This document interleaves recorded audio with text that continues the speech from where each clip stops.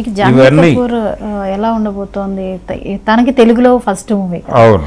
ఆ అమ్మాయికి బాలీవుడ్లోని ఇమేజ్ కానీ ఇది కానీ అసలు తెలుగులో ఆ అమ్మాయి నిలబడడానికి కానీ ఈ మూవీ ఎలా తనకు వర్కౌట్ అవ్వబోతోంది? అంటే రెండు అవకాశాలు ఉన్నాయి. కేవలం గ్లామర్ డాల్గా మాత్రమే కనిపించటం కాకుండా పెర్ఫార్మెన్స్ కూడా స్కోప్ ఉన్నటువంటి సబ్జెక్ట్ ఇది. తను కూడా ఒక దిగువ తరగతి మహిళగానే కనిపించింది ట్రైలర్లో.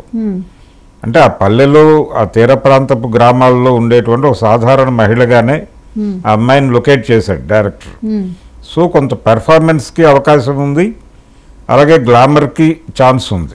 రెండు వైపులా అంటే నటిగా జాన్వీ కపూర్ ఏంటి అనేది కూడా జనాలకు తెలియజేసేటువంటి ప్రయత్నం. గ్లామర్ స్టార్గా తనకు ఆల్రెడీ ప్రజల్లో ఒక గుర్తింపు ఉంది.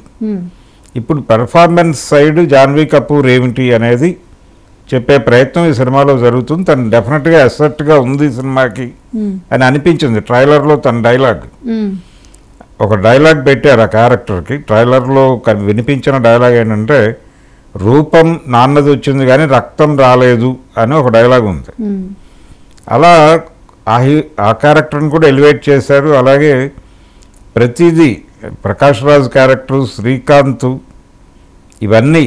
ఇవన్నీ కూడా ట్రైలర్లో రివీల్ చేశారు. ఎక్కడా కూడా ఓవర్ ఎక్స్పెక్టేషన్స్ వైపు కథలనివ్వలేదు. చాలా కేర్ తీసుకున్నాడు.